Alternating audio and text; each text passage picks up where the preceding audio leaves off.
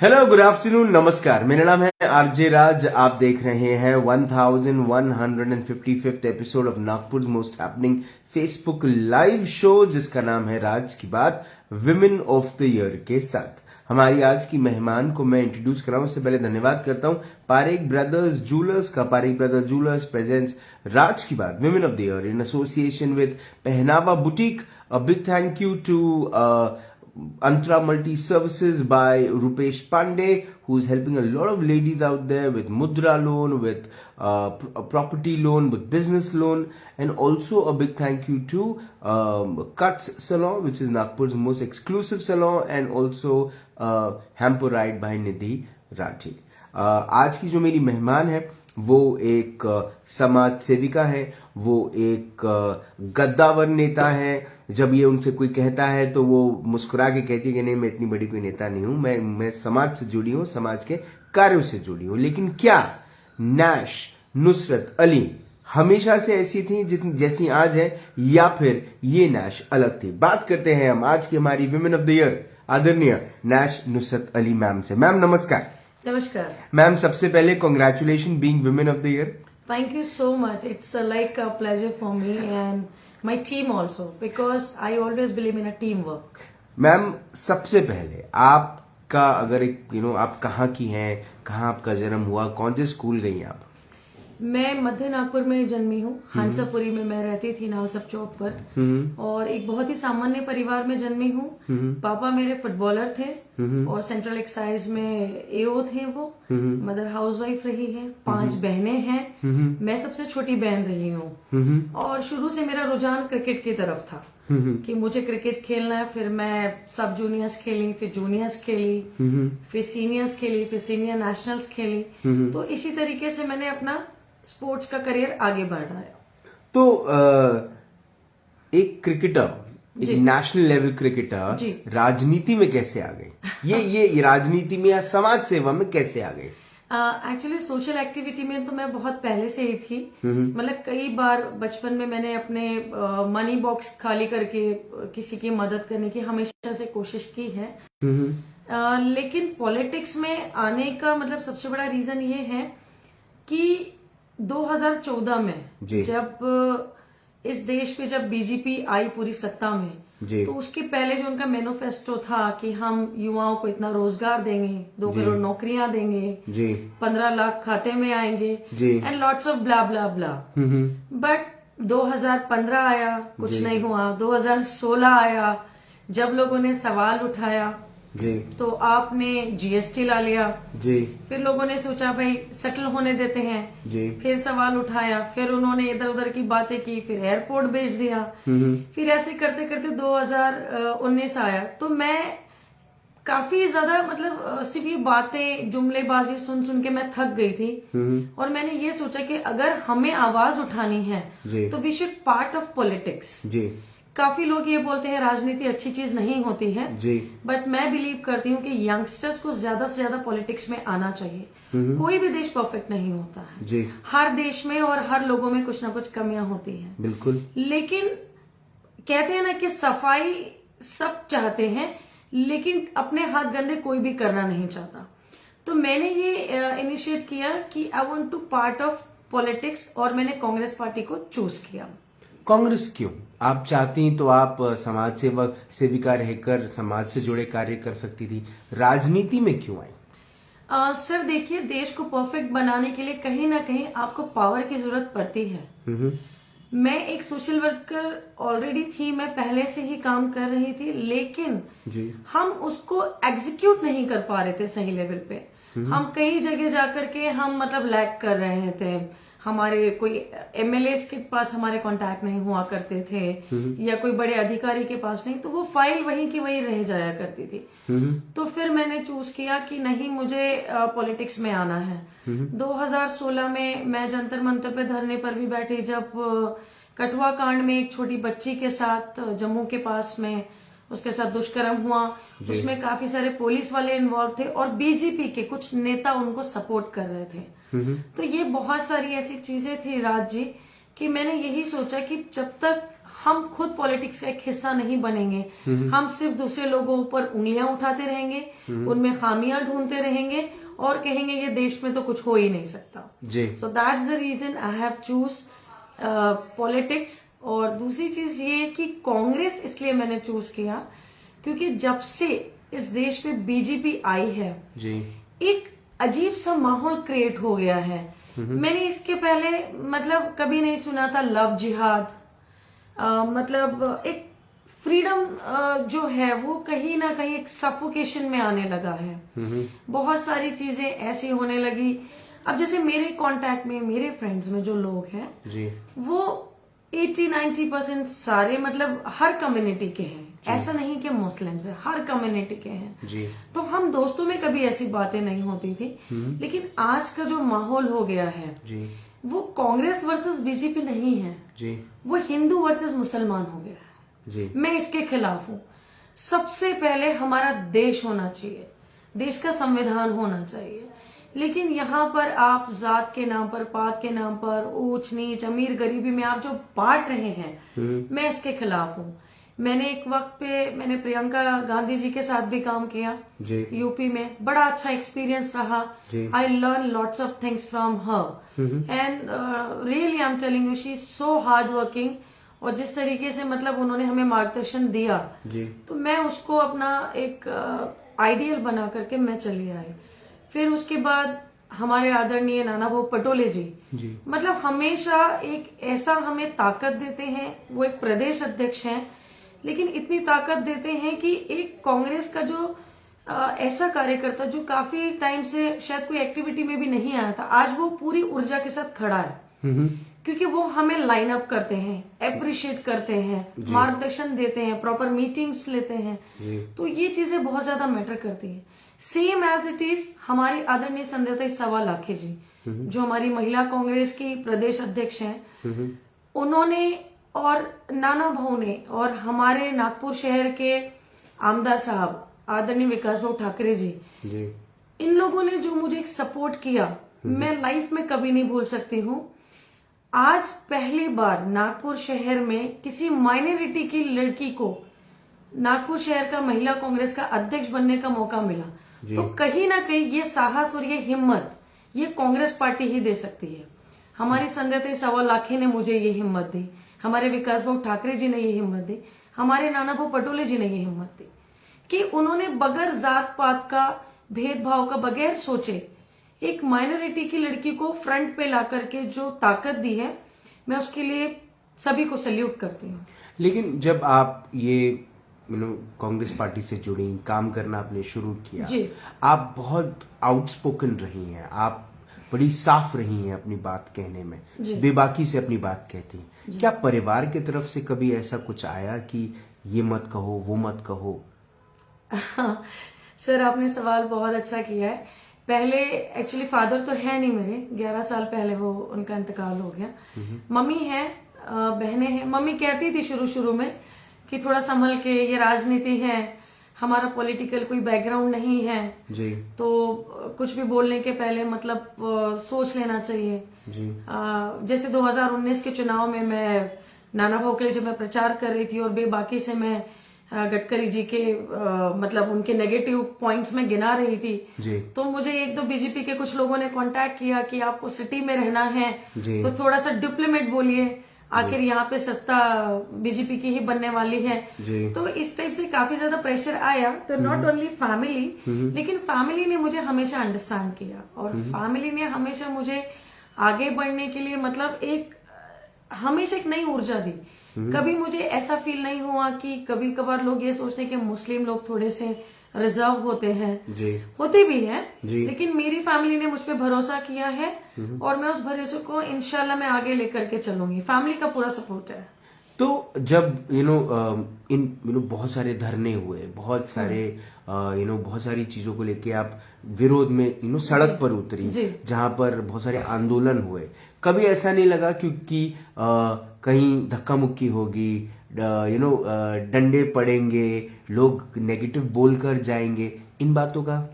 Sir जैसे आपने कहा कि आपको समझाया भी गया कि आप एक बड़े नेता के खिलाफ सोच समझ के बोले, हाँ है ना, तोल मोल के बोले। जी जी वो धमकी ही थी, वो हाँ, वो धमकी से कम नहीं indirectly थी, था। है जी ना? हाँ। एक्चुअली सर मुझे ये आपने जो ये सवाल किया, मैं काफी सारे धरने आंदोलन कर चुकी हूँ। जी। शायद आपको नहीं पता होगा, लेकिन दिल्ली में जब ईडी के खिलाफ था तो मुझे बहुत मारा था सीआरपीएफ ने। Oh my God. और मतलब मेरे बोन पे भी काफी चोट आई, और मुझे दिल्ली से 80 किलोमीटर दूर एक पुलिस स्टेशन जो गाजियाबाद का इलाका लग जाता है, वहां पे मुझे डिटेन करके रखा। सेम इंसिडेंट जब 2019 के चुनाव थे, मैं लखनऊ में थी, आचार्य प्रमोद कृष्णन जी का मैं जब प्रचार कर रही थी, और जैसे आपने कहा बेबाकी से मैं वहां पर मतलब मोर्चा संभाले हुए थी जी। वहां पर एक जगह है घंटा घर करके लखनऊ में, तो मैं वहां से जब भाषण दे करके निकली तो मुझे काफी प्राइवेट नंबर से कॉल आने लगे और काफी कुछ बोलने लगे कि आप यूपी में काम कर रही है, ये आप मत भूलिए। तो ये चीजों का सामना हुआ। नागपुर में जो आंदोलन होते हैं उसमें हमारी महिला कांग्रेस बढ़ चढ़ के हिस्सा लेती है जी। हमें किसी बात का डर नहीं है, हम बिल्कुल खौफजदा नहीं है। हम एक ऐसे भारत में पैदा हुए हैं जहां पर कि मतलब एक इंडिपेंडेंट सी में पैदा हुए हैं, और आगे भी इसके लिए मुझे जिससे भी फाइट करनी पड़ेगी, I am ready to do that. और सबसे बड़ी बात यह है सर कि मेरे साथ में पूरी महिला कांग्रेस का सपोर्ट है जी। मैं आपको कहूँ नागपुर महिला कांग्रेस का एक एक सिर्फ ना कि जो समन्वयक जो होता है, कोऑर्डिनेटर या चीफ कोऑर्डिनेटर या महासचिव, सचिव, ब्लॉक अध्यक्ष, गली अध्यक्ष, मोहल्ला अध्यक्ष, मतलब हर किसी का सपोर्ट है। मतलब एक मजबूती के साथ खड़े हैं, नेचुरली कुछ नहीं है। आप एक चीज बताएं, मेरा संगठन है तो मैं हूँ।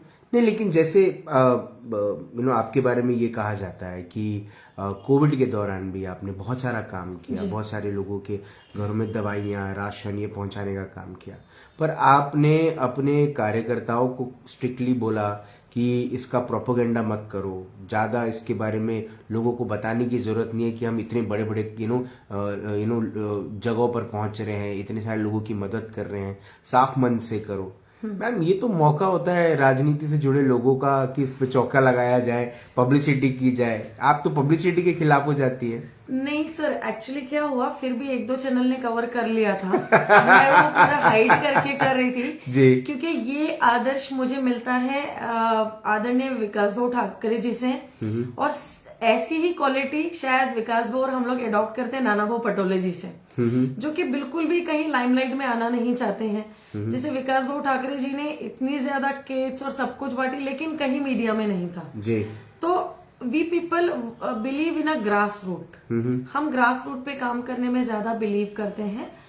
मेरे लिए सबसे टफ टास्क था कि जब कोविड का सेकेंड वेव था जी, तो राशन वगैरह तो ठीक है जी। हमारे शिवाजी कॉम्प्लेक्स में एक डेथ हो गई थी और उस डेड बॉडी को 4 दिन वहीं पड़ी थी, और फैमिली में जो एक दूसरा मेंबर था, सिर्फ 2 ही लोगों की फैमिली थी, वो मेंटली फिट नहीं थे जी। तो मतलब बॉडी में वो चींटियां लग चुकी थी। तो when I come to know, तो कोई उस बॉडी को ले जाने के लिए तैयार नहीं था जी। तो वहां पर हमारे शिवाजी कॉम्प्लेक्स के एक भैया थे, अश्विन दादा, वो और मैं, हम बिना पीपी किट पहने सिर्फ ग्लव्स और मास्क लगा करके हम गए, और जब वो डेड बॉडी को उठाया तो मैं सच बताती हूँ, तब पहली बार डर लगा था मुझे, क्योंकि मेरी भी मदर ऑलमोस्ट इतनी फिट नहीं है, वो she is not well now days, but फिर भी हमने वो किया। और रमजान का वो महीना चल रहा था जी। मैं बता रही हूँ, मुझे शायद नमाज पढ़ने के लिए भी वक्त नहीं मिल पा रहा था, क्योंकि मैं पूरा टाइम सिर्फ लोगों से कनेक्टिविटी बना रही थी, कहाँ ऑक्सीजन सिलेंडर भेजना है। विकास भाऊ जी को मैं एक दिन में 25-25 बार कॉल करती थी, उमेश डांगे जी को मैं इतने कॉल करती थी, यहाँ मेडिसिन भेजनी है, वो करना है। हम नाना भाऊ से मदद लेते थे, संध्या मैम से मदद लेते थे, लेकिन वो एक ऐसा मैसेज था सर कि वहां पर कोविड के बहाने से ही, लेकिन सारे लोग एक हो गए थे, कोई हिंदू मुसलमान नहीं देख रहा था, सब एक हो गए थे। उस पर भी केंद्र सरकार ने एक चाल चली, उनको ये देखा नहीं गया कि हिंदू मुसलमान आज एक वापस एक यूनिटी के साथ खड़े हो रहे हैं, तो उन्होंने मरकज का नाम लिया कि जमातियों की वजह से ये फैल रहा है, जबकि केंद्र सरकार ये बहुत अच्छे से जानती है कि दिल्ली में जो पुलिस होती है वो केंद्र सरकार के अंडर में होती है, ना कि राज्य सरकार के। और जमात जो होती है वो इंटरनेशनल लेवल पे चलती है। तो वो जो इंटीमेट करते हैं वो 11 महीने पहले किया जाता है जी। ना कि वो 2 दिन पहले आपको बताते हैं। वो ऑलरेडी इमिग्रेशन से पहले पूरी चीजें, सारा फॉर्मेलिटीज होता है। मरकज जहां पर है उसके बाजू में ही निजामुद्दीन पुलिस स्टेशन है। एक वॉल है सर, एक जी। क्या इनको पता नहीं था? नहीं, सब पता था, लेकिन इनको हिंदू मुसलमान की रोटी सेकनी थी, इनको उस पर राजनीति करनी थी। क्योंकि देश में अगर सारे लोग एक हो गए तो बीजेपी को कौन पूछेगा? नहीं तो क्या ये बात पब्लिक नहीं समझती है? देखिए सर, पब्लिक समझती है। मैं आपको बताती हूँ, बीजेपी अपना ज्यादा से ज्यादा पैसा जो है ना वो आईटी सेल पे लगाता है, जो कि झूठ फैलाने में लगा हुआ है। आज मुझे बताइए, अब लोगों को सबको समझ में आ रहा है।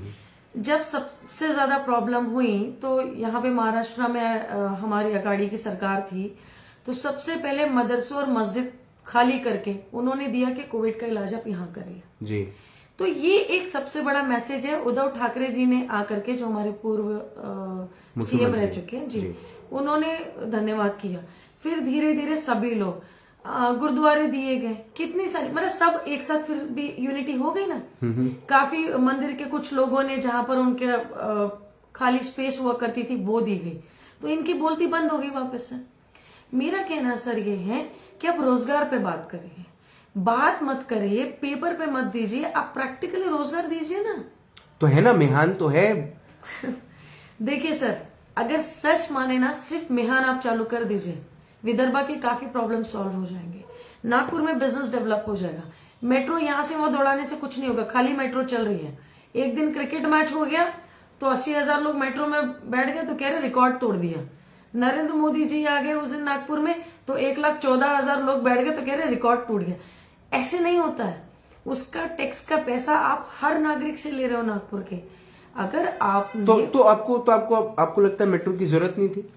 सर, मेट्रो की जरूरत, मैं ये कहना चाह रही हूँ कि पहले क्या एम्प्लॉयमेंट होना चाहिए था। एम्प्लॉयमेंट होता, 1.5 से 2 लाख लोग नागपुर में आते, एकत्रित होते और वो मेट्रो का यूज करते जी। तो मेट्रो भी घाटे में नहीं रहती। आज मेट्रो घाटे में चल रही है। आपके इलेक्ट्रिसिटी बिल पर देखिएगा, उसमें मेट्रो का आपसे कट रहा है।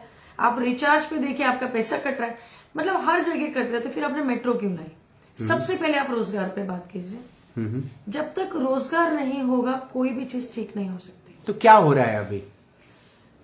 इंफ्रास्ट्रक्चर बढ़ रहे हैं, डेवलपमेंट हो रहा है रोडों का। पर्सन वही है। एक व्यक्ति जो 5,000 कमा रहा था, वो आज भी 5,000 कमा रहा है। बल्कि कुछ लोगों की तो नौकरियां चली गई है, वो वापस 3,000 8,000 से शुरुआत कर रहा है। जो 20,000 का बंदा था, वो वापस 10-12,000 से स्टार्ट कर रहा है। क्योंकि कोविड में काफी जॉब्स गई हैं, बहुत ज्यादा प्रॉब्लम्स हुई हैं। लेकिन उस समय पर मतलब हमें जो करना चाहिए, जैसे केंद्र सरकार ने ये डिक्लेयर किया था 2014 में कि हम एक बहुत बड़ा नेशनल लेवल का एक हॉस्पिटल बनाएंगे। सर, वो तो अभी तक के हुआ नहीं। लेकिन कोविड के बीच में एक अनाउंसमेंट हुआ था कि नई संसद बनेगी जी। उसकी ओपनिंग होगी। देखिए, दिखावा करने से कुछ नहीं होगा। मॉल की चकाचौंध हर कोई चाहता है जी। लेकिन आपके पॉकेट में अगर राज्य पैसे हैं, आप अगर अफोर्ड कर सकते हैं, आप मॉल से सब कुछ खरीद सकते हैं। लेकिन जो तीसरा व्यक्ति है जो सिर्फ देख पा रहा है, वो अफोर्ड नहीं कर पा रहा है, तो वो कहाँ जाएगा? नहीं, तो मौका तो कांग्रेस को भी मिला ना। ऐसा तो नहीं कि मौका नहीं मिला कांग्रेस को भी मौका मिला। एक मिलीजुली सरकार बनी, चली, एक 5 साल पूरे हुए। बिल्कुल सर, मैं आपकी इस बात से बिल्कुल भी ये नहीं कहूंगी। लेकिन बेरोजगारी इतनी नहीं थी। 45 साल में पहली बार इतनी ज्यादा बेरोजगारी आपने पूरे देश में नहीं देखा होगा। हम क्या चाहते हैं सर कि एजुकेशन पे ध्यान दिया जाए। हम 1947 में आजाद हुए, 1952 में भी और उसके पहले भी हमारा एजुकेशन का बजट 5.2 हुआ करता था। ये देश की पहली सरकार है जिसने एजुकेशन का बजट 3.5 किया। आप ये सोचिए। और फिर कहते हैं पढ़ेगा इंडिया तो बढ़ेगा इंडिया। हाँ, नहीं, इनको ये डर है इंडिया अगर पढ़ेगा तो इनसे आरटीआई में सवाल जरूर करेगा। इनको इस बात का डर है। ये कहते हैं स्टूडेंट को सिर्फ पढ़ाई पे ध्यान देना चाहिए, स्टूडेंट को राजनीति में नहीं आना चाहिए, क्योंकि ये जानते हैं स्टूडेंट मूवमेंट क्या चीज होती है। नहीं, लेकिन पूरी दुनिया में आज भारत की जो छवि है वो कितनी एक अच्छी छवि ही बनी है, आप मानती हैं इस बात को? अच्छी छवि है, नो डाउट।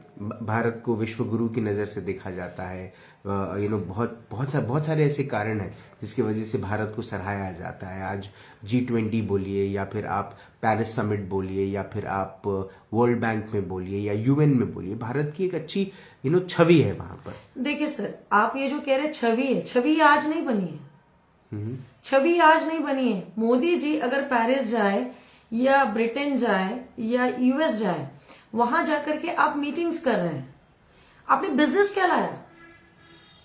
बिजनेस क्या मिला हमें? इंडिया को कितनी नई कंपनी मिली, आप मुझे बताइए। इंडिया में मैं आपको नंबर ऑफ कंपनीज दे सकती जो बंद हो गई है।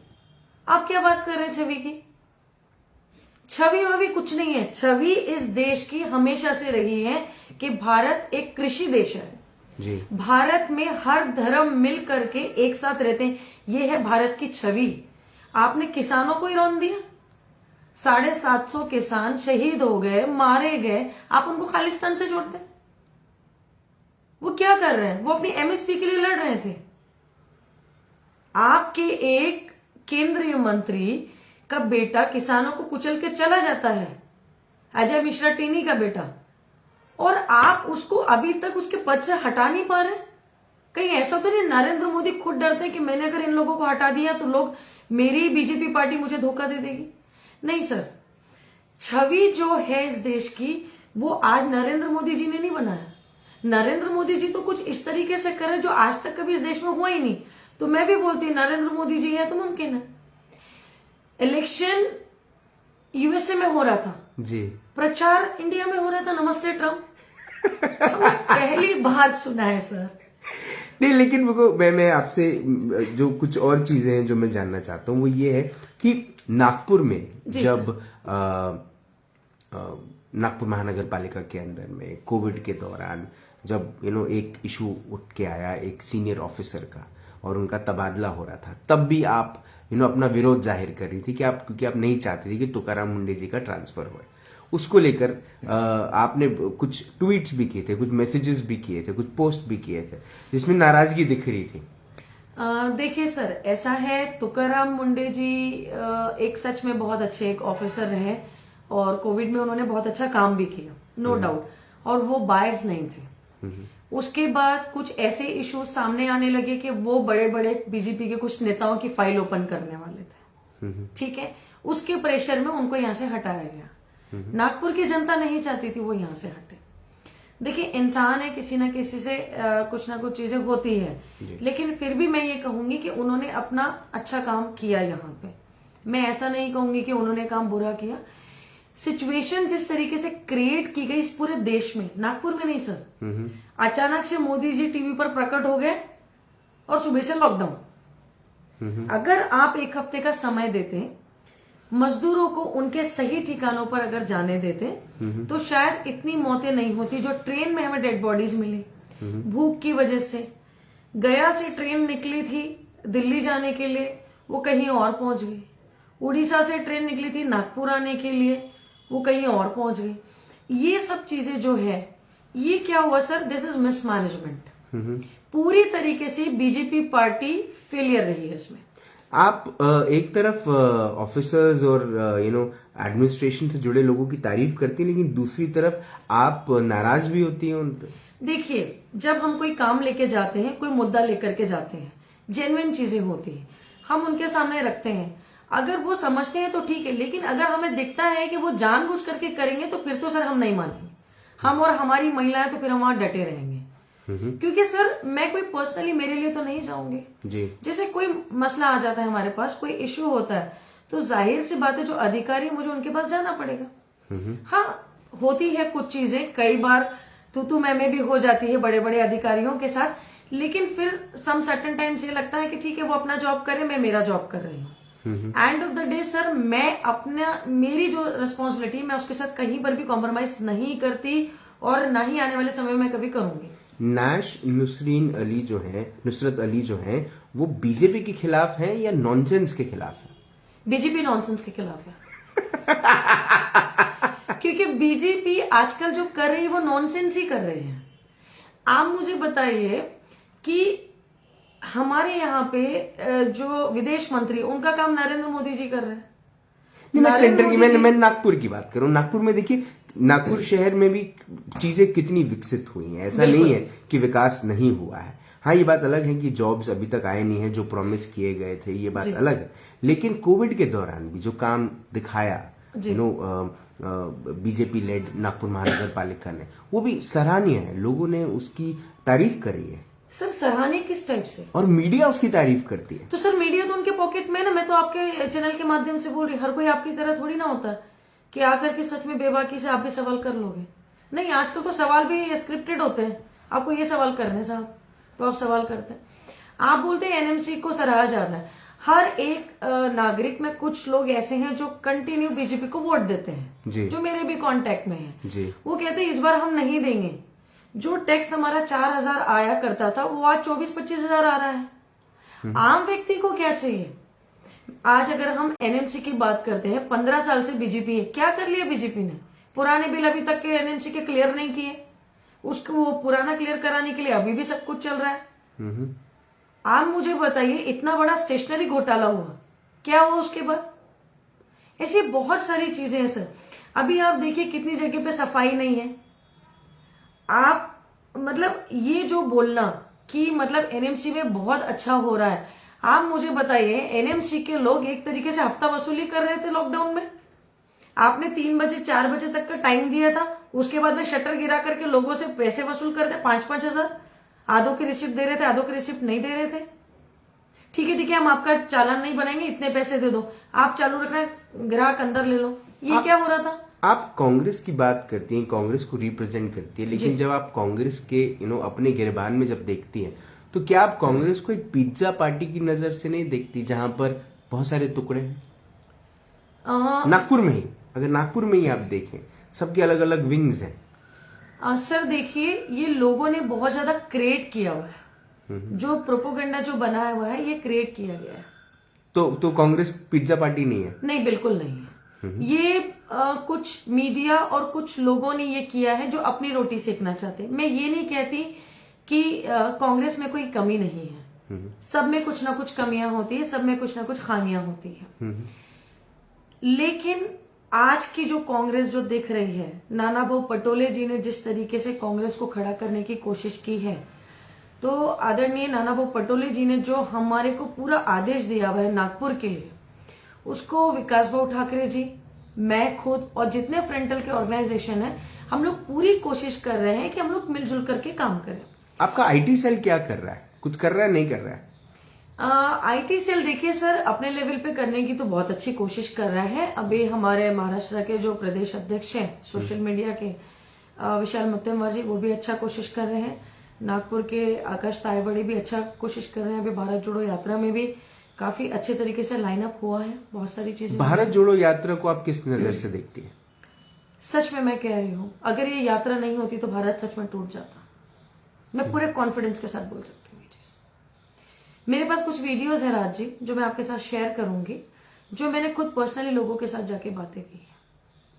बेबाकी से बीजेपी सरकार के खिलाफ बोल के गए, बेबाकी से। आम जनता है नहीं, लेकिन सरकार के खिलाफ बोलना, उनकी पॉलिसीज के खिलाफ में बोलना, ये अलग बात है। लेकिन जब आप किसी चीज को जोड़ने और उसके ऑपोजिट तोड़ने की बात करते हैं, जोड़ना तोड़ना, तो ये बात आई कहां से? ये थॉट कहां से आती है? क्योंकि किसी की नजर से ये दिखता भी नहीं है कि कोई टूट रहा है। भारत तो एक साथ है सर, लाखों लोग चल रहे हैं साथ में। 4.5 किलोमीटर की रैली है, वो सारे के सारे लोग तो कांग्रेस के पदाधिकारी नहीं है। पहली बात, भारत को जो तोड़ने की कोशिश की गई है, वो हिंदू मुसलमान करके तोड़ने की कोशिश की गई, दलित और क्रिश्चियन को तोड़ने की कोशिश की गई है, यहाँ पे जातिवाद करने की कोशिश की गई है, महिलाओं पे जो अत्याचार हो रहे, ये उसके खिलाफ भारत जोड़ो यात्रा है। जो धर्म के नाम पे जो ये खेला किया जा रहा है, ये उसके लिए भारत जोड़ो यात्रा है। जो युवाओं को बेरोजगार कर दिया गया, ये उसके लिए भारत जोड़ो यात्रा है। आप देखिए, आज जो स्थिति है, आज जो हमारी जीडीपी है, हम बांग्लादेश के नीचे, कैन यू बिलीव, नेपाल हमसे ऊपर है, भूटान हमसे ऊपर है। मतलब हम वेट कर रहे हैं कि श्रीलंका में जो हालात बने वो इंडिया में भी बने। आप मुझे बताइए, निर्मला सीतारमण हमारे फाइनेंस मिनिस्टर है, उनसे अगर कोई सवाल किया प्याज के रेट बढ़ गए तो वो ये कहती है कि मैं प्याज नहीं खाती हूं। ये क्या हो रहा है? मतलब ये नॉनसेंस आंसर नहीं है। मतलब आप मुझे बताइए, डॉक्टर हर्षवर्धन जी से ये सवाल किया गया कि कोविड के बाद जो फ्रस्ट्रेशन हो रहा है, आप देश के हेल्थ मिनिस्टर हैं, तो उन्होंने कहा डार्क चॉकलेट खाने से इंसान जहनी तौर पे नॉर्मल रहता है। या 2 वक्त की रोटी को मोहताज है, हर्षवर्धन साहब को चॉकलेट, डार्क चॉकलेट सूझ रही है। ये नॉनसेंस नहीं तो और क्या है? आप मुझे बताइए। नागपुर महानगर पालिका के चुनाव होने वाले हैं जी, क्या प्लान है? प्लान ये है, नानाभाऊ पटोले जी, हमारी आदरणीय संध्याताई सवा लाखे जी, और हमारे नागपुर शहर के शहर अध्यक्ष आदरणीय विकास भाऊ ठाकरे जी, और मैं खुद मेरी जिम्मेदारी उठाऊंगी। हम लोग मजबूत कैंडिडेट को टिकट्स देंगे। हमारा मेन लक्ष्य है, कोई पार्शलिटी नहीं की जाएगी, प्रॉपर सर्वे निकाला जाएगा, और जो जमीनी मुद्दे हैं हम उस पर काम करेंगे। मैं कोशिश ये करूंगी, मैं महिला कांग्रेस की महिलाओं को टिकट दिलाने की कोशिश करूंगी जो कि मजबूत है। डमी कैंडिडेट्स पे मैं भी नहीं जाऊंगी। जो मजबूत है और जो पार्टी से जुड़ा हुआ है और जो कार्य कर रहा है, जिसको लोग जानते हैं, गली में मोहल्ले में जिसको लोग जानते हैं, जिसका काम बोलता है, उसको मजबूती से उसके लिए टिकट लाएंगे। आपको कौन इंस्पायर करता है? आप बहुतों को इंस्पायर करती हैं, लेकिन आपको कौन इंस्पायर करता है? मैं अपना मतलब आइडियल सबसे पहले मैं राहुल जी को मानती हूँ, और अगर हमारे यहाँ की राजनीति अगर कहीं देखी जाए तो मैं सबसे ज्यादा नानाभाऊ पटोले जी को करती हूँ, क्योंकि उन्होंने प्रदेश में आकर के, प्रदेश अध्यक्ष जब से वो बने बहुत कम समय हुआ, जिस तरीके से कांग्रेस को एक यूनिफॉर्म, एक यूनाइट जो कर रहे हैं, वो चीज मैं बहुत मतलब लाइक करती हूँ। ऐसे ही संध्या मैम, क्योंकि उन्होंने मुझे एक हिम्मत दी है, एक ताकत दी है कि तुम अंडर प्रेशर होके काम मत करना, अपना काम और अपने काम के डिसीजंस पे खुद भरोसा रखना। मुझे विकास भाऊ ठाकरे जी का काम करने का तरीका बहुत पसंद है। बंटी शेल्के भी तो बहुत अच्छा काम कर रहे हैं। ठीक है, मैं उन पर भी आती हूँ जी। विकास भाऊ का मैं इसलिए बोल रही हूँ क्योंकि वो जिस भी गली से वो जाएंगे ना, वहां पर कोई भी खड़ा होगा, वो उसको नाम से जानते हैं जी। उसके प्रोफेशन के साथ। आधी रात को भी अगर कोई बंदा अगर एमएलए साहब को अगर फोन करता है तो फोन लेते हैं। बिल्कुल, नो डाउट। तो ये चीजें क्या होती है सर, ये चीजें बहुत ज्यादा मैटर करती है। और मुझे अल्लाह का इतना एहसान है कि मैं महिला कांग्रेस की शहर अध्यक्ष जरूर हूँ नागपुर सिटी की, लेकिन मुझे सभी फ्रंटल ऑर्गेनाइजेशन मुझे पूरा सपोर्ट करते हैं, चाहे वो यूथ कांग्रेस हो, चाहे वो सेवा दल हो, चाहे वो एनएसयूआई हो, सभी सपोर्ट मिल रहा है मुझे, चाहे ओबीसी विंग हो, पूरी तरीके से सपोर्ट मिल रहा है। क्योंकि देखिए, एक सम सर्टन टाइम के बाद आप कितने भी फोटो खिंचवा लो, कितने भी बड़े नेता के साथ आप सेल्फी ले लो, आपका काम बोलता है जी। अगर आप ग्राउंड पर हो तो ही आप दिखोगे, वरना आप नहीं दिखोगे। जैसे कुछ और जैसे युवा नेता है, बंटी शेल्के जी हैं, तौसीफ खान है, वो भी बहुत अच्छा काम कर रहे हैं, तौसीफ भाई भी अच्छा काम कर रहे हैं। कुछ इनको पुश किया जाएगा क्या? इन्हें आगे बढ़ाया जाएगा क्या? बंटी शेल्के जी तो ऑलरेडी आगे बढ़ चुके हैं। वो तो बिल्कुल आगे बढ़ चुके हैं, काफी अच्छा उनका काम है। तो ऐसा नहीं है, हम मिलते हैं, कभी भी बातचीत होती है, इट्स गुड। ये एक बात जो मैं आपसे जाहिर तौर पे चाहता हूं कि आप कहें, वो महिलाएं जो अब तक किस पार्टी में जाएं, किस पार्टी से जुड़ें, इसको लेकर अभी भी कंफ्यूजन में है। As president of the Nagpur city Congress committee for ladies, आप उनसे क्या कहना चाहती हैं? देखिए सर, सबसे पहले मैंने जो होमवर्क किया हुआ है, महिला कांग्रेस को बहुत ज्यादा पहले महत्व नहीं दिया जाता था, ऐसा मुझे लगता था। लेकिन आज सबका सपोर्ट मिल रहा है जी। चाहे विकास भाऊ हो या जो भी है, सभी, चाहे अभिजीत भाऊ बंजारी हो, बहुत सपोर्ट करते हैं मुझे। नितिन राउत जी भी मुझे सपोर्ट करते हैं जी। मुझे गिरीश भाऊ पांडव भी सपोर्ट करते हैं। मतलब सभी लोग, मैं ऐसा बिल्कुल नहीं कहूंगी कि मुझे पर्टिकुलर कोई एक पर्सन सपोर्ट करता, नहीं, सभी लोग कर रहे हैं। तो महिला कांग्रेस जो है सर, अगर जिस दिन महिला कांग्रेस अगर अपनी ताकत अगर समझ लेगी जी तो महिला कांग्रेस ही इस देश से बीजेपी को हटा सकती है। अब आप बोलोगे ऐसा कैसे? 2014 और 2019 के चुनाव में जो सर्वे है उसके मुताबिक बीजेपी पार्टी को या कह ले नरेंद्र मोदी जी को हाईएस्ट वोट परसेंटेज महिलाओं का था, पुरुषों का नहीं था। ठीक है, महिला कांग्रेस किसी की भी रसोई तक जा सकती है जी, पुरुष नहीं जा सकता जी। नरेंद्र मोदी जी की मार्केटिंग इस तरीके से लॉन्च हुई इंडिया में कि एक डाइनिंग टेबल घर का डिवाइड हो गया। ठीक है, अगर हमें आगे बढ़ना है और नागपुर महानगर पालिका को अगर हमें जीतना है तो नागपुर महिला कांग्रेस भी एक बहुत बड़ा रोल प्ले करेगी और विकास भाऊ ठाकरे जी को हम वो पूरी ताकत देंगे कि हम जिस क्षेत्र में अगर हम मतलब जिस पर्टिकुलर एरियाज में हम वीक हैं, मैं खुद वहां पर जाके काम करूंगी। तो अब इस बार उम्मीद कर रहे हैं कि नागपुर महानगर पालिका में जो कांग्रेस का नंबर है वो बढ़ेगा और कांग्रेस का मेयर आएगा। बिल्कुल, कांग्रेस अपनी सरकार बनाएगी इस बार कांग्रेस का ही झंडा नागपुर महानगर पालिका में आएगा, ये मुझे पूरा भरोसा है। ठीक है, ये मेरा आखिरी सवाल जी।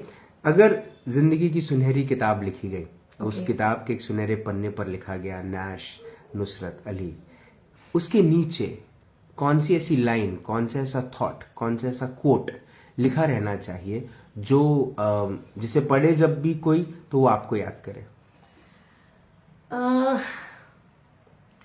सर, मैं इसमें बिलीव करती हूँ, दो चीजें मैं लिखूंगी।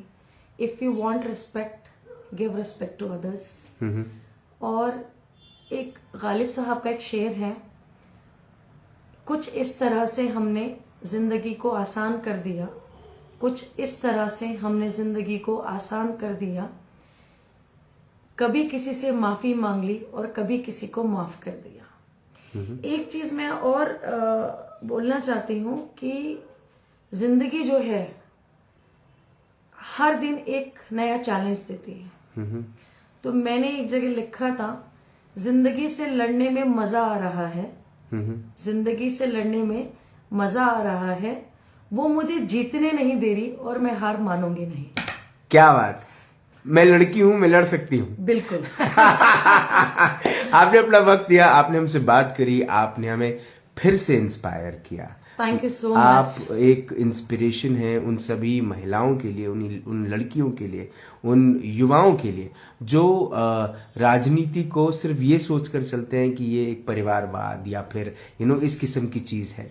लेकिन मुझे ऐसा लगता है कि आपके जैसे लोग जब इस किस्म के काम में जुड़ते हैं, समाज सेवा से जुड़ते हैं, तो वो एक एग्जाम्पल क्रिएट करते हैं, और ऐसा एग्जाम्पल जिसको लेकर लोग इंस्पायर होते हैं और फिर उस राह पर चलते हैं। उम्मीद है कि आप ऐसे ही हमेशा में इंस्पायर करती रहेंगी, आप ऐसे ही समाज से जुड़कर काम करती रहेंगी और आपकी जितनी भी महत्वाकांक्षा है वो पूरी होंगी। आपने अपना वक्त दिया, उसके लिए बहुत बहुत धन्यवाद।